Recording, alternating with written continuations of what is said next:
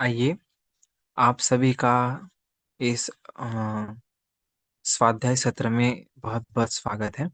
गायत्री महामंत्र एवं गुरुदेव माता जी गायत्री माता का आह्वान करने के साथ में इस स्वाध्याय को शुरू करेंगे। सबसे निवेदन है, सीधे बैठेंगे, स्वर्णिम सूर्य देवता का ध्यान करेंगे, एक साथ गायत्री महामंत्र। ओम भूर्भुवः स्वः तत्सवितुर्वरेण्यं भर्गो देवस्य धीमहि धियो यो नः प्रचोदयात्। ॐ ब्रह्मानन्दं परमसुखदं केवलं ज्ञानमूर्तिं द्वन्द्वातीतं गगनसदृशं तत्त्वं वस्यादिलक्ष्यम् एकं नित्यं विमलमचलं सर्वदि साक्षिभूतं भावातीतं त्रिगुणरहितं सद्गुरुं तं नमामि। ॐ आयातु वरदे देवी त्रयक्षरे ब्रह्मवादिनी गायत्री छन्दसा मातः ब्रह्मयोनिर्नमोऽस्तुते। ॐ श्री गायत्रे नमः। आवाहयामि स्थापयामि ध्यायामि ततो नमस्कारं करोमि। तो अभी अपने स्वाध्याय को शुरू करते हैं। हमारे इस स्वाध्याय सत्र में हम जिस किताब का स्वाध्याय कर रहे हैं वो गुरुदेव का एक प्रवचन है, जिसमें हम शीर्षक देखते हैं, पांच प्राण, पांच कोश, पांच देवता। तो इसके पूर्व जो हमने स्वाध्याय किया है उसके बारे में अगर हमें जानना है तो गुरुदेव ने हमें मूल चीजों को एक्सप्लेन किया है, थोड़ा सा बताया है। वो गुरुदेव बताते हैं कि हमें अ, हमारा जो शरीर है, इस शरीर में सबसे महत्वपूर्ण चीज है हमारा मन, जो हमारा मित्र भी है, शत्रु भी है। और अध्यात्म की हम परिभाषा अगर जानना है हमें, तो हमें इस मन के साथ काम करने की आवश्यकता है। तो कल हमने देखा कि ये मन के ऊपर अंकुश लगाना आवश्यक, जैसे ऐरावत होता है, हत्ती होता है ना, उसको संभालने के लिए, उसको कंट्रोल करने के लिए अंकुश की आवश्यकता होती है। वैसे ही हमारा जो मन है, इसको संभालने के लिए हमें अंकुश की आवश्यकता होती है। तो वो अंकुश कैसा है?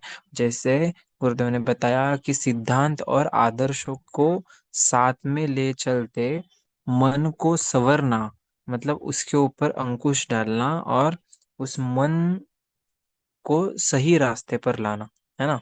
तो क्योंकि जित हमने देखा है कि जितने ही महापुरुष हो गए हैं, जितने ही थोर विचारवंत हो गए हैं वैचारिक सम्मेलन में जिनका नाम होता है, उन सभी ने अपने जीवन के अंतिम श्वास तक उन्होंने आदर्श और सिद्धांतों को साथ में लेकर के चला है। तो इसीलिए आदर्श और सिद्धांत, ये दो चीजें बहुत महत्वपूर्ण चीज होती है। और उन सबको अगर हम ले लेके जाना है तो हमें क्या क्या करना होगा? तो हमें ध्यान करना होगा। ध्यान मतलब क्या? Focusing on the one point, है ना। अपना जो लक्ष्य है उस लक्ष्य के ऊपर लक्ष्य केंद्रित करना, ध्यान केंद्रित करना। तो गुरुदेव ने ध्यान के बारे में बताया। जैसे मैंने एग्जाम्पल दिया था कि जैसे हम युग शिल्पी करने के लिए जाते हैं या कौन सा भी साधना सत्र करने के लिए हम शांति कुंज जाते हैं, तो हमारा मन इधर उधर भटकता है।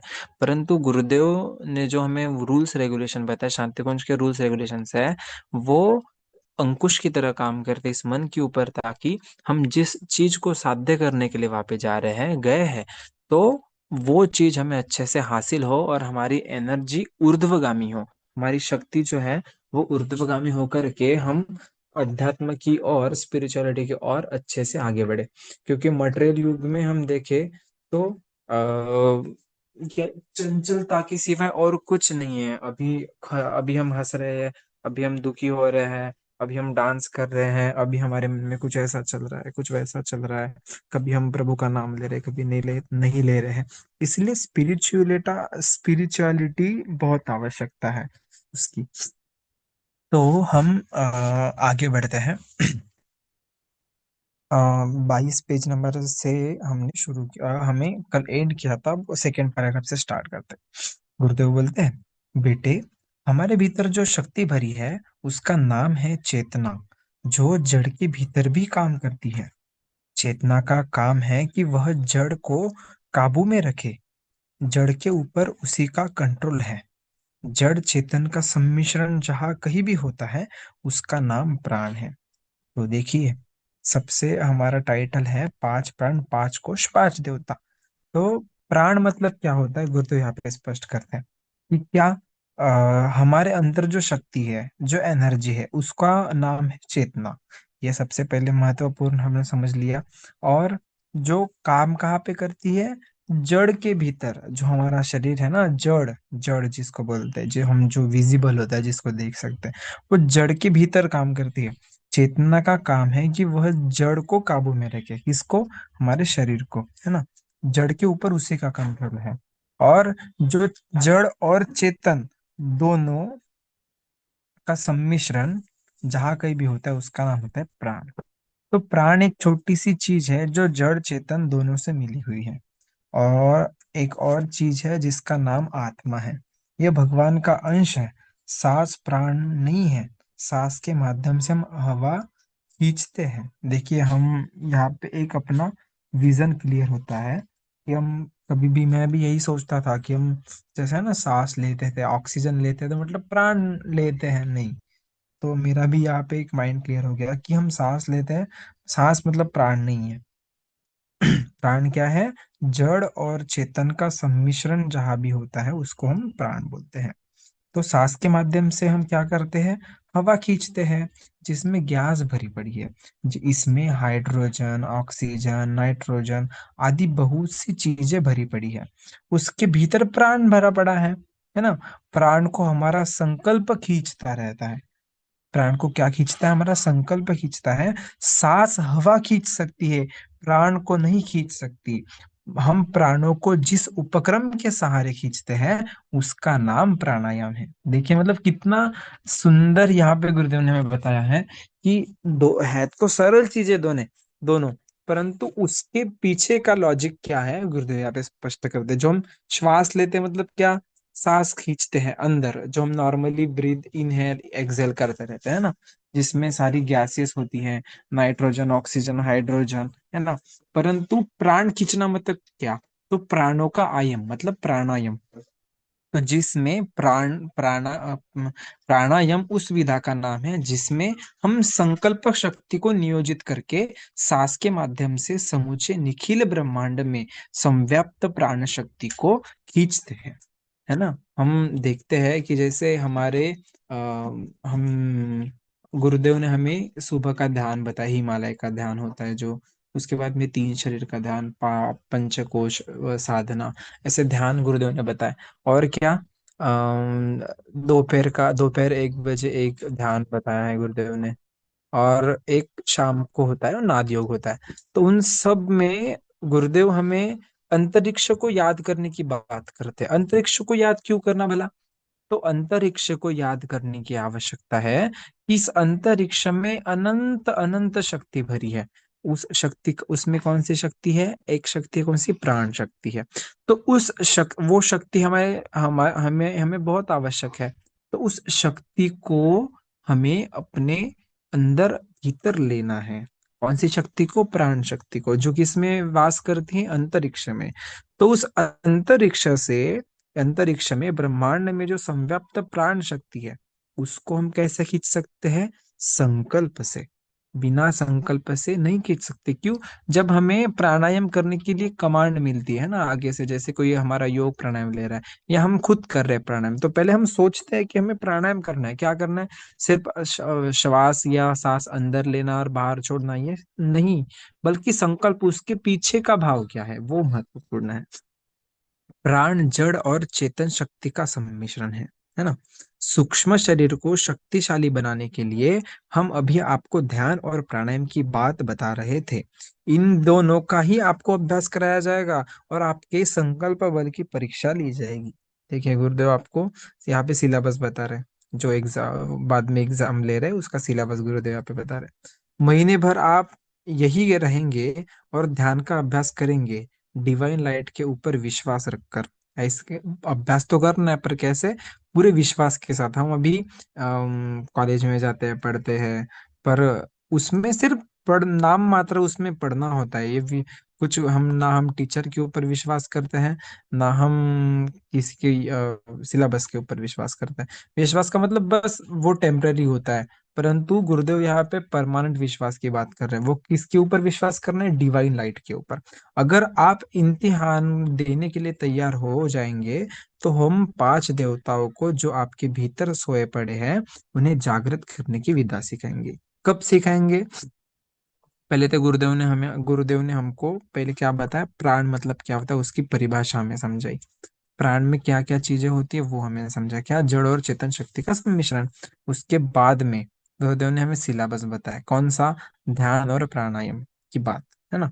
फिर इसका अभ्यास होगा, और उसके बाद में संकल्प बल की परीक्षा होगी, है ना। परंतु ये सब करते हुए हमें क्या करना है? डिवाइन लाइट के ऊपर विश्वास रखना है, जो कहाँ पे है? ब्रह्मांड में है, डिवाइन, है ना। तो इस इम्तिहान इम्तिहान के लिए तैयार हो जाएंगे, इस इम्तिहान के लिए तैयार हो जाएंगे, उसके बाद में गुरुदेव हमें पांच देवताओं के बारे में बताएंगे जो हमारे अंदर भीतर है, उन्हें जागृत करने की विधा सिखाएंगे। अभी हमने बताया था हमारे सारे के सारे शरीर का ढांचा हाड़ मांस पर नहीं, हार्मोन्स पर टिका है ना।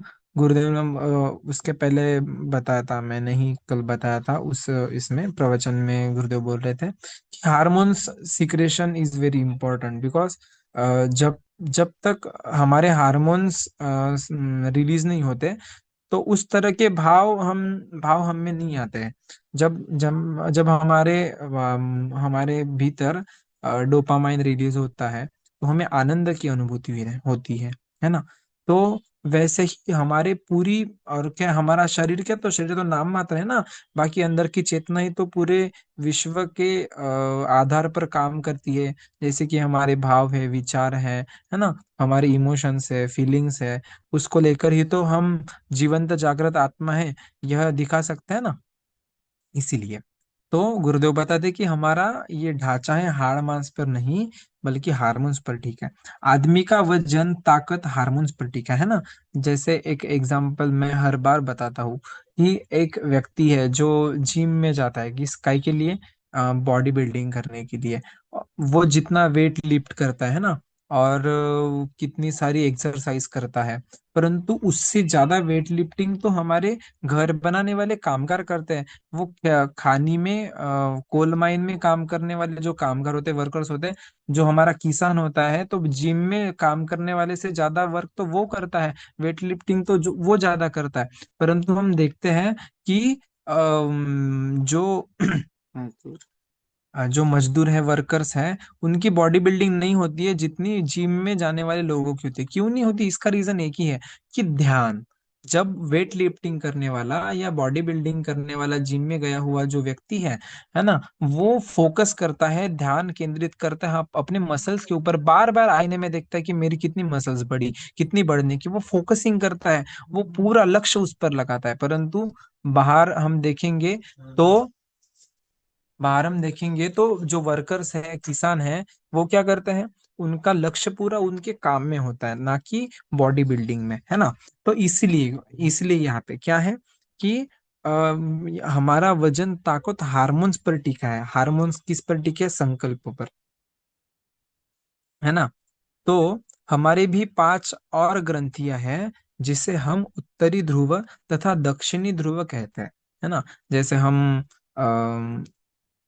एक अपना पृथ्वी का गोला होता है ना, ज्योग्राफी जिसके ऊपर हम सीखते हैं, जिसके ऊपर पूरा अम, वो पूरे नकाशा यहाँ पे होता है, ग्लोब जिसको कहते हैं। हाँ, तो उसके ऊपर होते हैं ना दो, दक्षिण ध्रुव और उत्तर ध्रुव। वैसे ही हमारे हमारे अंदर भी है कौन से? पांच ग्रंथियां, पांच और ग्रंथियां हैं, जिसमें हमारे उत्तर ध्रुव दक्षिण ध्रुव कहते हैं। सारे के सारे ग्रह नक्षत्रों का संबंध इस उत्तरी और दक्षिणी ध्रुव के साथ होता है। जब हम इस शरीर रचना का अभ्यास करते हैं ना, तब ये चीजें दिखाई जाती है, उत्तर ध्रुव और दक्षिण ध्रुव। इन पांच ग्रंथियों के भीतर एक चक्र है, जिनमें अन्य अंग अवयवों की अपेक्षा शक्ति ज्यादा है ना। गुरुदेव ने कल बताया था कि सबसे महत्वपूर्ण कौन सा चक्र है? आज्ञा चक्र है हमारा, हाँ, है ना। इनमें ताकत भरी पड़ी है, आपने पानी के भंवर को देखा होगा, उसमें साधारण पानी की अपेक्षा 100 गुनी ताकत होती है। जब नाव भंवर में आ जाती है तो मल्लाह घबरा जाता है कि अब तो चक्कर काट कर नाव पलट जाएगी। यही विशेषता चक्रवात साइक्लोन में भी होती है। यह गर्मी के दिनों में आता है और बड़े बड़े पेड़ों को और छप्परों को उखाड़ देता है। क्यों? यहाँ पे एक क्या होता होगा यहाँ पे, जैसे नदी में पानी बह रहा है ना, या जहाँ जहाँ पे प्रवाह उसमें पानी तो जा रहा है, परंतु जब वहां पे जब भंवर आता है तो उसमें शक्ति क्यों होती है? क्यों? वहां पे कंसंट्रेशन होता है ना, ध्यान उसका एक केंद्रित होता है, लक्ष्य केंद्रित होता है। तो गुरुदेव हमें इन सब एग्जाम्पल से समझाया जा रहा है कि हमें क्या करना है, कि हमारा ध्यान जो है वो एक लक्ष्य में केंद्रित करना है। चक्रवात एवं भंवर दोनों के संयुक्त रूप के बारे में यह बतलाया गया है कि आप शक्ति के भंडार है। जो ग्रंथियां हमारे शरीर के भीतर है वे 5 तरह की है, जिन्हें कोश कहते हैं। पहला है अन्नमय कोश। यह कोई गड्ढा नहीं है। जब तक बच्चा माँ के पेट में रहता है तब तक वह नाभि चक्र के सहारे अपना भोजन माँ के रस रक्त से खींचता रहता है। यह स्थूल शरीर अन्नमय कोश से बना है। इसी के द्वारा शक्ति अर्जित होती रहती है। अन्नमय कोश क्या है? गुरुदेव ने हमें बताया क्या, कि पहले तो एग्जाम्पल के भंवर और साइक्लोन के एग्जाम्पल से हमने, गुरुदेव ने हमको क्या बताया कि हमारे भीतर इतनी सारी शक्ति है कि हम कुछ भी कर सकते हैं। बाद में क्या बताया कि हमारे अंदर जो ग्रंथियां हैं, है ना, शरीर में, वो 5 तरह की ग्रंथियां हैं। तो उस ग्रंथियों को कोश कहते हैं। पहले तो हमने क्या सीखा? प्राण। प्राण क्या है? जड़ और चेतन का सम्मिश्रण प्राण है। अभी कोश क्या है? 5 कोश, 5 प्राण तो समझ गए। अभी 5 कोश क्या है? 5 कोश मतलब हमारे शरीर में 5 प्रकार की ग्रंथियां हैं, है ना, जिन्हें हम कोश कहते हैं। पहला कोश है अन्नमय कोश, है ना। जैसे कि बच्चा माँ के गर्भ में होता है तो उनका उसका भरण पोषण होता है अन्नमय कोश से, है ना। नाभि के स्थान पर एक ऐसा जखीरा होता है जिसके द्वारा पूरे बॉडी यानी शरीर को कंट्रोल कर सकते हैं। हम शक्तिशाली कैसे हो सकते हैं, दीर्घजीवी कैसे हो सकते हैं? इसका ताल्लुक इसी से है। किससे है? अन्नमय कोश से। दूसरा है प्राणमय कोश। देखिए, प्राण का भी संबंध यहाँ पे आ गया। मूलाधार चक्र इसका केंद्र है। इसकी ऐसी विशेषता है कि इसमें से उमंगे निकलती रहती है। यह मूलाधार पेशाब में रहती है। यह मूलाधार पेशाब एवं टट्टी के स्थान के बीचों बीच रहती है। गुरुदेव ने हमें मूलाधार चक्र का स्थान कहाँ पे होता है ये हमें बताया। अभी आप सब लोग ध्यान में रखना कि मूलाधार चक्र की जब भी कोई बात हो तो उसका स्थान कहाँ पे होता है। तो उस चक्र में किसका स्थान है? प्राणमय कोश का। कौन से कोश का? प्राणमय कोश का, है ना। जिससे क्या निकलती? उमंगे निकलती रहती है। आदमी को ताकतवर बनाने का नाम मूलाधार चक्र है। मूलाधार चक्र जब कमजोर होता है तो आदमी नपुंसक हो जाता है और किसी काम का नहीं रहता है। यानी कि गुरुदेव बता रहे हैं कि आप अपनी एनर्जी बिखर के वेस्ट करोगे तो आपका कोई अर्थ नहीं रहेगा। मतलब गुरुदेव हमें इन सब चीजों से क्या बता रहे हैं कि ध्यान एकत्रित करना होगा। मिलिट्री में जोश को देखते हैं। जोश का ताल्लुक मूलाधार चक्र से है। मूलाधार की महत्ता न जानने के कारण वह हमारे किसी काम का साबित नहीं होता। उसका उपाय केवल बच्चा पैदा करने और अपनी तथा अपनी बीवी की सेहत खराब करने के अतिरिक्त कुछ नहीं हो पाता। मूलाधार का उपयोग हम केवल सेहत खराब करने में करते हैं। अगर हम उस ताकत को किसी अच्छे काम में लगाए तो न जाने क्या क्या कर सकते हैं। अगर इसके संतुलित ढंग से प्रयोग करें तो हम लव कुश की तरह संतान पैदा कर सकते हैं। अपने आप में यह चक्र बहुत बहुत ताकतवर है। अनियंत्रित होने पर यह कामाचार पर उतारू हो जाता है और समाज में अव्यवस्था फैलाता है। इस ताकत को कैसे काम में लाया जा सकता है? यह प्राणमय कोश की साधना से साधित होता है ना। गुरुदेव यहाँ पे हमें मूलाधार चक्र की महत्ता सिखाते हैं। मूलाधार चक्र कितना इंपॉर्टेंट है हमारे शरीर में, कि जो मूलाधार चक्र है वो उससे अधोगति भी होती है और उससे एक अच्छी चीज भी होती है। हम देखते हैं कि कितनी सारी क्रूरता वाली चीजें, जब आप न्यूज़पेपर ओपन करो या एक सोशल मीडिया ओपन करो तो वहां पे 100 में से मैं तो बोलता हूँ 35 या 40% तो न्यूज ऐसी चीजों की होती है जिससे लैंगिक अत्याचार होता है या अत्याचार की बातें, खून खराबे की बातें नजर आती है। क्यों आती है? क्योंकि उन सारे लोगों को मूलाधार चक्र की महत्ता ही पता नहीं है ना। अगर हम सदुपयोग करें तो क्या हो सकता है, लवकुश जैसी अच्छी संतानें पैदा कर सकते हैं। हम ये राष्ट्र के हित में काम कर सकते हैं, है ना। तो उससे क्या होगा कि प्राणमय कोश की साधना साधित होता है। तीसरा वाला कोश है मनोमय कोश। पहला कोश कौन सा था? अन्नमय कोश। दूसरा प्राणमय, अभी मनोमय कोश हमारे मस्तिष्क पर कंट्रोल करता है। पांच देवता इसी प्रकार पांच कोशों में निवास करते हैं। जितनी भी अंतीन्द्रिय क्षमताओं का वर्णन मिलता है उसे, जैसे दूर देखने की ताकत, दूर की बात समझने की ताकत, दूर श्रवण की ताकत, है ना, भविष्य को जानने की ताकत आदि इसी कोश में सन्निहित है। किसमें? मनोमय कोश में। मनोमय कोश जिससे जो मस्तिष्क के ऊपर कंट्रोल करता है, हमारे मस्तिष्क के ऊपर, तो उसका स्थान भी अपन समझ सकते हैं कि उसका कहाँ पे होगा, है ना। सिद्धियों का जखीरा इसी में भरा पड़ा है।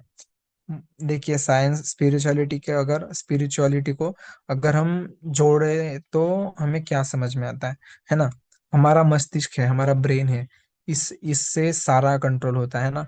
मतलब पूरी चीजें यहाँ से कंट्रोल होती है, हमारे शरीर की, हमारे भावनाओं की, हमारे विचारों की। हाँ, तो और उसका बाइकट नहीं, उसका अगर पूरा उसके पीछे अगर हम देखेंगे कि बैकएंड में क्या हो रहा है तो कौन काम करता है? मनोमय कोश, है ना। तो पूरी सिद्धियों का जखीरा इसमें भरा है। इन्हें जगाने का कार्य मनोमय कोष द्वारा होता है। बड़े काम करने के लिए बड़ी ताकत, बड़ी मशीन चाहिए, बड़ा दिमाग चाहिए। व्यक्ति को बदलने, युग को बदलने, समाज को बदलने के लिए बड़े व्यक्तियों की ताकत वाली, की हिम्मत वालों की जरूरत है ना, जरूरत पड़ेगी। यह ताकत मनोमय कोष के जागरण से ही संभव है। मतलब हम सोच सकते हैं कि ये भारत देश अगर स्वतंत्र हुआ है तो उसके पीछे जिसका बड़ा हाथ है वो है मनोमय कोश, है ना।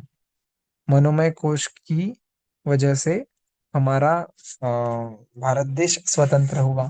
कैसा रिलेशन आ गया, देखिए ना। मतलब कैसे कि जो मतलब क्या है कि जिनकी बड़ी सोच है, जिनके अंदर युग को बदलने की ताकत है, जिनके अंदर स्वतंत्रता को लाने की ताकत है, तो वो उनका मनोमय कोश कैसा है? सिद्धांतवादी है। मनोमय कोश उनका जागरूक है, इसलिए ये सब चीजें संभव है। चौथा कोश है आनंदमय कोश। इसे हृदय चक्र भी कहते हैं। यह संवेदना का, भावना का कोश है। यह आदमी से आदमी को जोड़ता है। यह भगवान से संबंध रखता है, भगवान को जकड़ लेता है। अन्नमय कोश, है ना, प्राणमय कोश, मनोमय कोश और अभी आनंदमय कोश। आनंदमय कोश हमारे हृदय चक्र से जुड़ा हुआ होता है ना। जो आदमी भाव संवेदना जिसमें होती है, जिसे हम, हमारा तीसरा शरीर जो है कारण शरीर, इसके साथ इसका डायरेक्ट संबंध होता है। किसका? आनंदमय कोश का। भगवान को जो जकड़ लेता है। व्यक्ति से व्यक्ति को, आत्मा को परमात्मा से जोड़ देने का काम भाव संवेदना का है। इसका संबंध हृदय से है। हृदय ही वह स्थान है जहां आत्मा परमात्मा का मिलन होता है ना।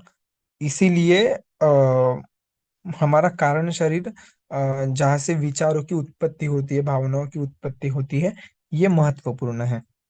पांचवा कोश है विज्ञानमय कोश। इसका केंद्र सहस्त्रार चक्र है।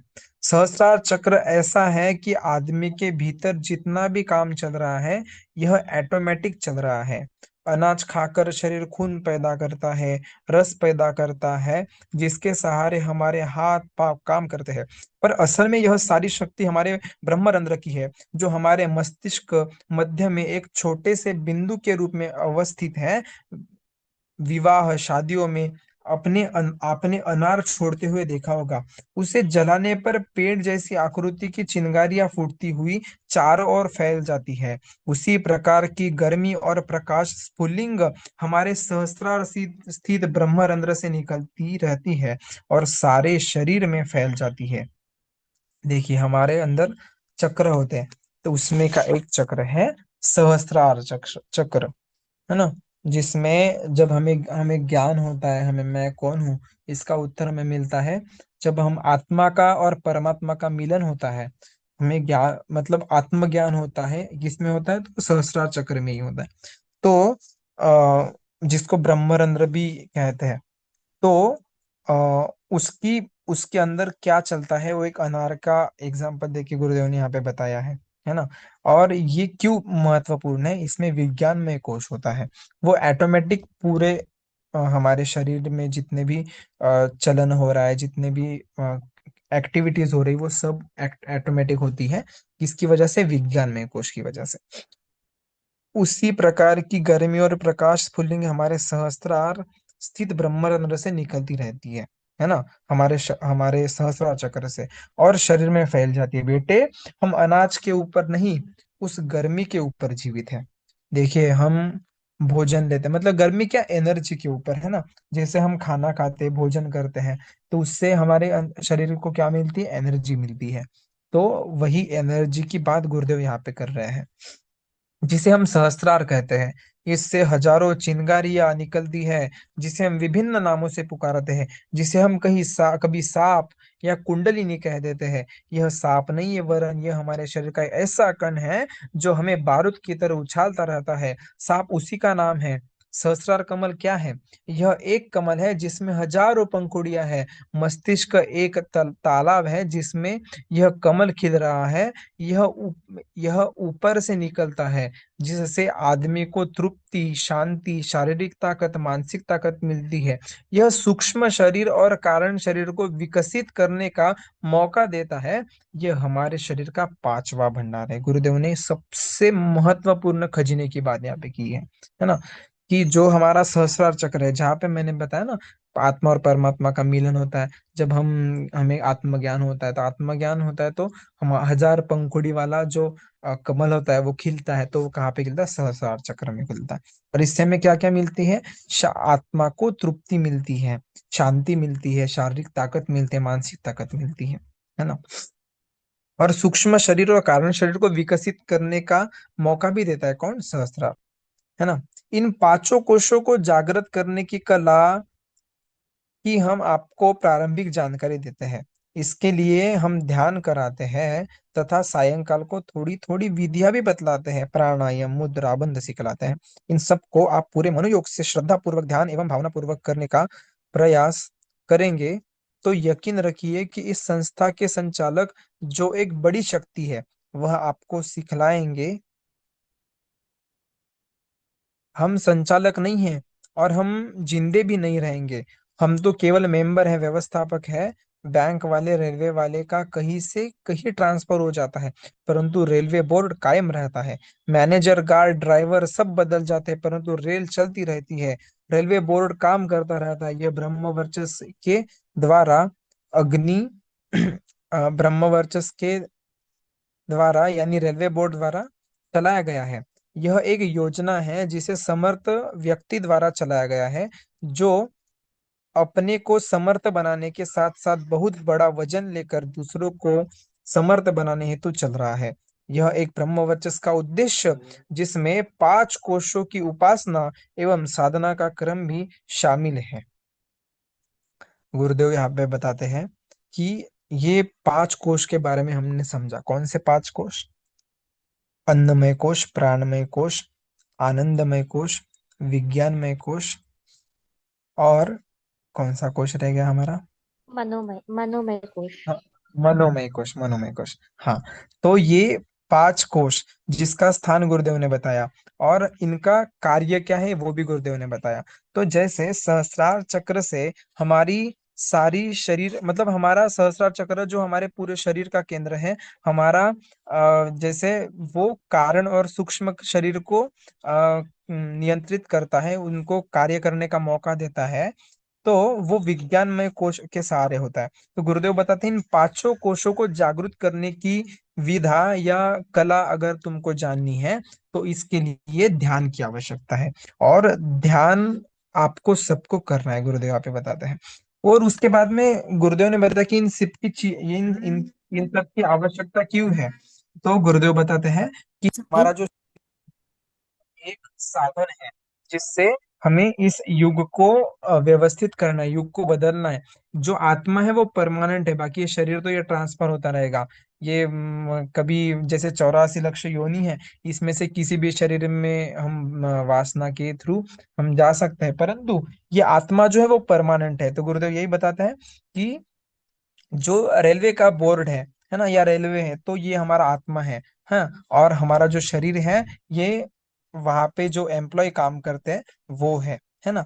तो इसीलिए हमें इस शरीर से यहाँ हमारे जो कोश है इनको जागृत करके इन पांच देवताओं की साधना करनी है, जिससे क्या होगा कि इस अखिल विश्व की, अखिल ब्रह्मांड की, अखिल ब्रह्मांड से साधन शक्ति लेकर के हम विश्व को शांत करने के लिए या युग को निर्माण करने के लिए इसका हम उपयोग कर सकते हैं।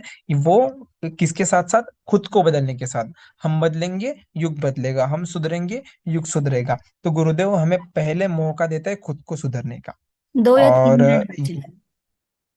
हाँ, और यही से गुरुदेव बोलते हैं कि आज की बात समाप्त, ओम शांति ही। तो गुरुदेव ने बताया कि आ, पांच प्राण, पांच कोश और पांच देवता, इन सबका को रिलेशन कितना सरल और कितना अच्छा है।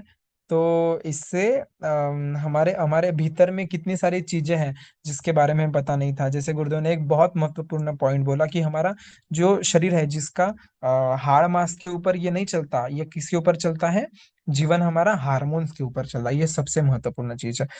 मैं एंड यहाँ पे करता हूँ। अपन शांति पाठ कर लेते हैं, उसके बाद में हम डिस्कस करेंगे।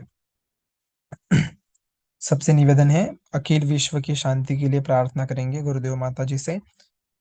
ओम द्योः शान्तिरन्तरिक्षगं शान्तिः पृथिवी शान्तिरापः शान्तिरोषधयः शान्तिः वनस्पतयः शान्तिर्विश्वे देवा शान्तिर्ब्रह्म शान्तिः सर्वगं शान्तिः शान्तिरेव शान्तिः सामा शान्तिरेधि।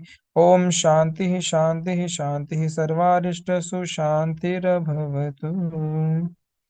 आप सभी का बहुत बहुत धन्यवाद।